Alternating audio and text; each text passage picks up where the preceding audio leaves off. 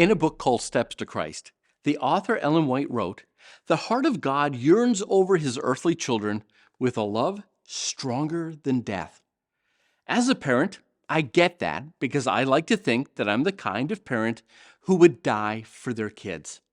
I'd like to think that I'd take a bullet for them, run into a burning house, or donate one of my organs if I had to, just to ensure their survival. So here's Jesus, and one day he said in Matthew 7:11, "So if you, being evil or sinful people, know how to give good gifts to your children, then how much more will your Father, who's in heaven, give you what is good to those who ask him?" Now notice, Jesus didn't say that God gives us what we want, nor does he give us everything we ask for. What he gives us are those things he believes are good for us.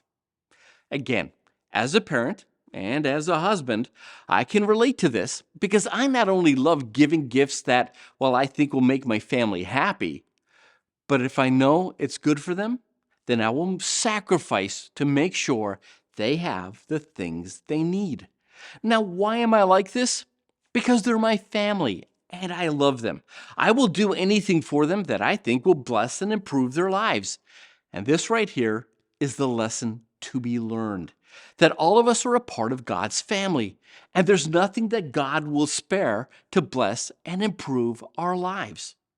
Now, how do we know this? Because he gave us Jesus. And make no mistake, Jesus was the greatest gift God could give us. Why? Because God is personally invested in our salvation. As a matter of fact, in Romans 8:32, we read, "Since he did not spare even his own son, but gave him up for us all, won't he also give us everything else?" In other words, the Bible is saying that God gave you the most valuable thing he has. Everything else you need is small compared to the gift of Jesus. So why did God do this? Because in verse 31 it says that God is for us. So how do we respond to all of this? Well, going back to Matthew chapter 7, after telling us that God will give us good gifts, we're told immediately in verse 12 to do to others what you would have them do to you. Again, I get this as a parent. I not only love to give good things to my kids, but I love it when I see my kids loving each other the way that I love them. We're a family, and families should love each other.